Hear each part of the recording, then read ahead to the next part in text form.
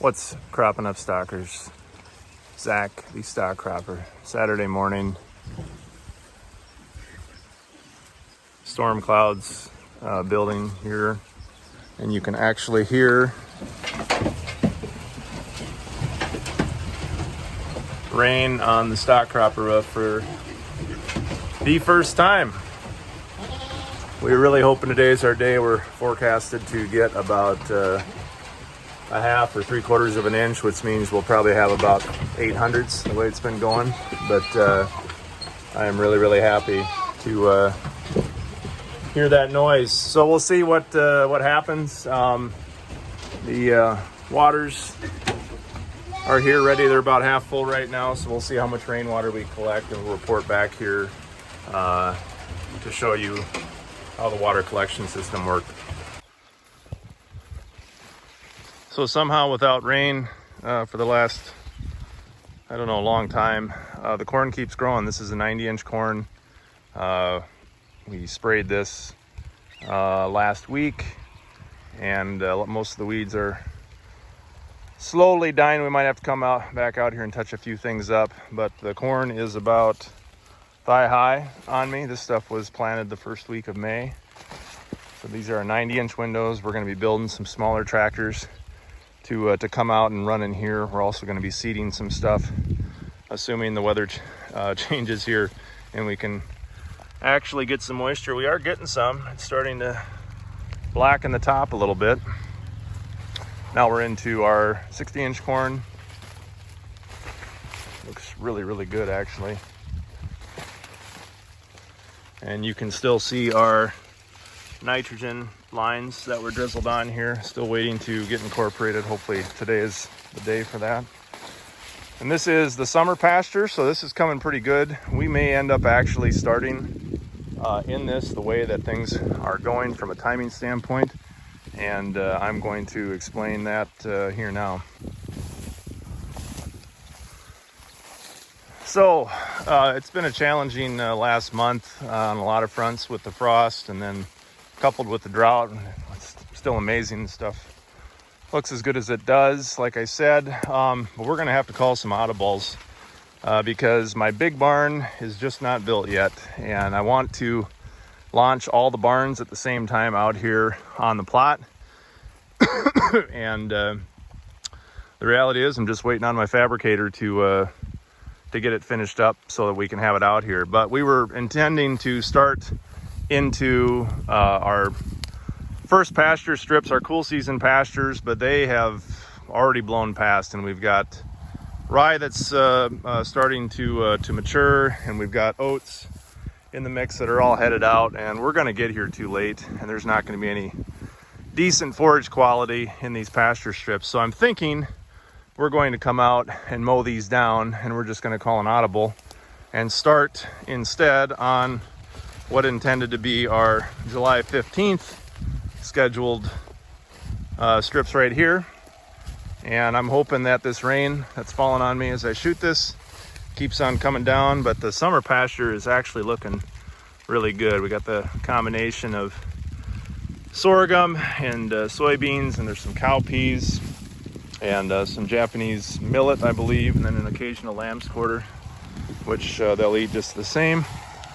And so this is about just shy of knee high right now. I'm hoping that if we catch some rain and some heat, that will take off. I think we're going to abandon our barley and our field peas as well. It just did not work out with the timing of everything, but that's fine. We can come back and relay in another pasture crop so that by the time the barns make the second turn here, probably in late August, that we'll have, and we'll probably do a similar summer mix that we'll put in to have that come in and take off. So that's the fun thing. You make the best plans all winter on how this stuff's gonna unfold, and if you get frosted and no rain and you can't get your barns here on time, you gotta adapt. But we will have the barns out, I'm hoping, by next weekend. I'm hoping at the end of this week I gotta take a low boy trailer and pick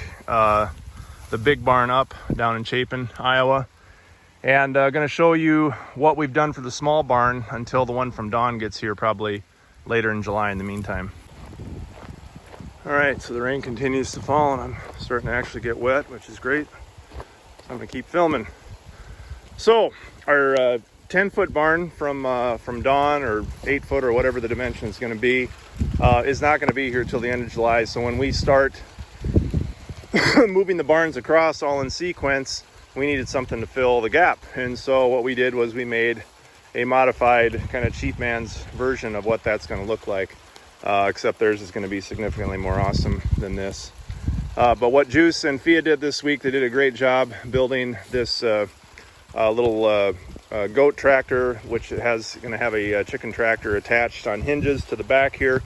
And we're going to pull this along with the gator in through the 10-foot or 120-inch corridor lane. So we'll have, I think, sheep and goats, a couple of them, might have 2 or 3 in this one out front, and then we'll have about probably 30 or 40 chickens in this tractor trailing behind. So again, it's kind of a Saladin style. We've got the wheels on it to have some rolling capacity so we don't catch too much trash in the back.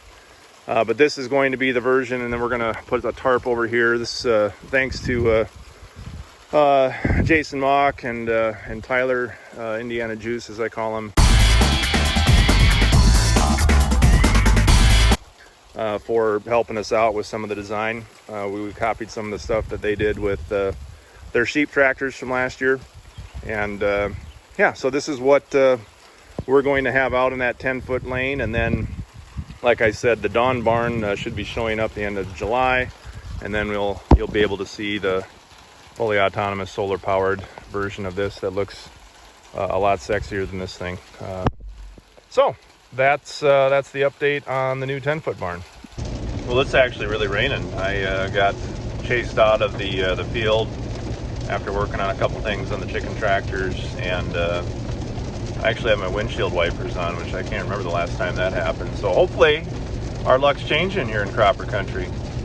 We'll see what happens for actual rain today, but this is a good start, and we got some more chances the next couple days. So trying to be a little bit more optimistic after a challenging last 6 weeks. What else for updates? I'm heading to Milwaukee, I think, on Monday to meet with the team out at Underground Ag and get the update on the Cluster Cluck. I got a video sent to me this week, which made me smile, and I think it's going to make a lot of you smile when you see what they're going to have to unveil at Jason Mock's Field Day on July 17th. So that's a Saturday this year, so no excuse other than if you have weddings to go to, and if you have weddings to go to, I guarantee this will be more fun anyway.